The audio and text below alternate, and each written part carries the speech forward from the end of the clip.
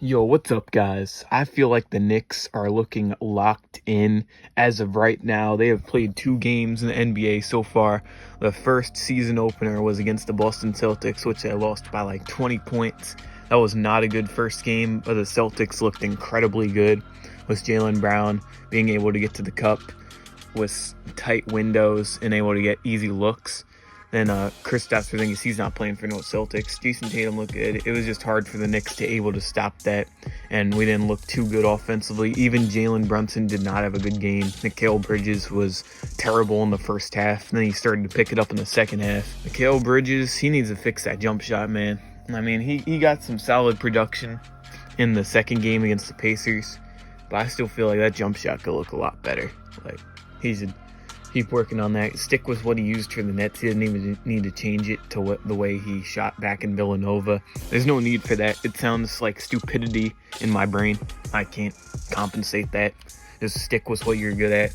You shot like 40% from three. Was the Nets? Like, you don't need to change anything. That ugly jumper. Jalen Brunson had 26 points last night against the Pacers. So now this is the real Knicks team. What we did against the Celtics, that was like, we still have to try to build up some chemistry. We would have put up a better fight, I feel like, if it was later in the season. But since it was the first game of the season, Celtics took over. They have way more chemistry than us because the Celtics, they've mostly kept the same team over the course of the offseason after they won that 2024 NBA championship. That's why it is what it is and why the score came out to be what it was. I love Jalen Brunson. He's still going to be the star, the main star for this Knicks team. And I do want to say this Knicks team needs a backup center. Or we decide to play Ariel some more. That backup center, because he looks solid, bro. He gets some good blocks. And he could score in the paint, get some dunks. I do not think that Jericho Sims is a guy to be leading off the backup center minutes. Like, as much as I love Karl-Anthony Towns, he can't play the whole game being center. And I don't like to have short center play. I do not want to have Josh Hart playing center or OG Anunoby playing center. I'm not a fan of that.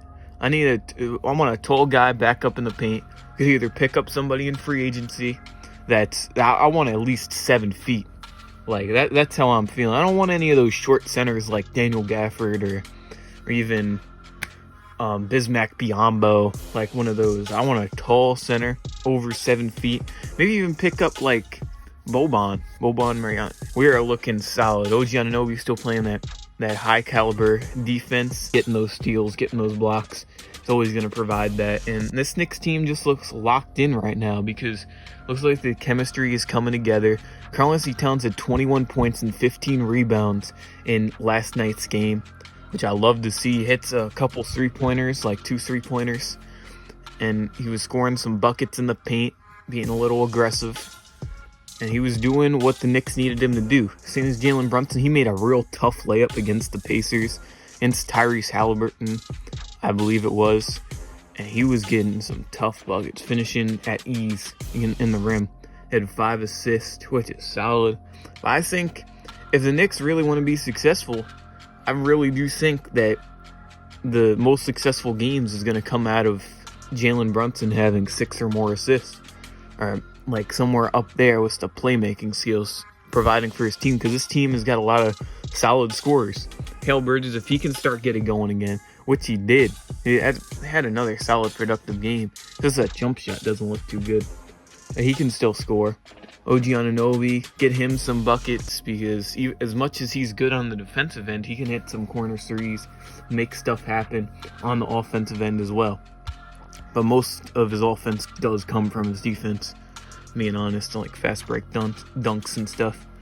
Miles McBride, he got a lot of buckets in the first game against that Celtics team. He had like 20 points, 21 points. He was scoring at will, hitting the jump shot. Yeah, he was wet. It's wet like water. But we'll see how the Knicks can move forward, move past this Pacers game, and hopefully keep it in lock and win, or like get on a hot winning streak. I'd love to see that. New York Knicks fans would be hyped up to see that. I know for a fact. It's Karl-Anthony Towns. He was originally born in New Jersey. No, his hometown is from New Jersey. He was born in the Dominican Republic, I believe. Or he is Dominican. Something like that. And so New York is basically his hometown because there is no New Jersey team.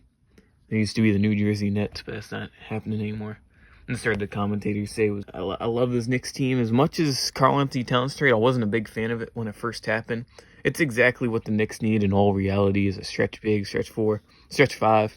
I would rather like him to play the 4, because I'm never been really a fan of those short lineups, like when the Houston Rockets had back in the day when they were running PJ Tucker at center.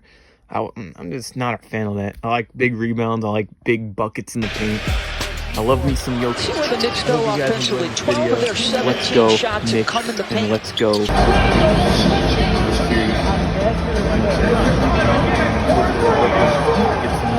Detroit. I'll see you guys next time. Remember to subscribe on the road to 1 million subscribers. I'll see you guys next time.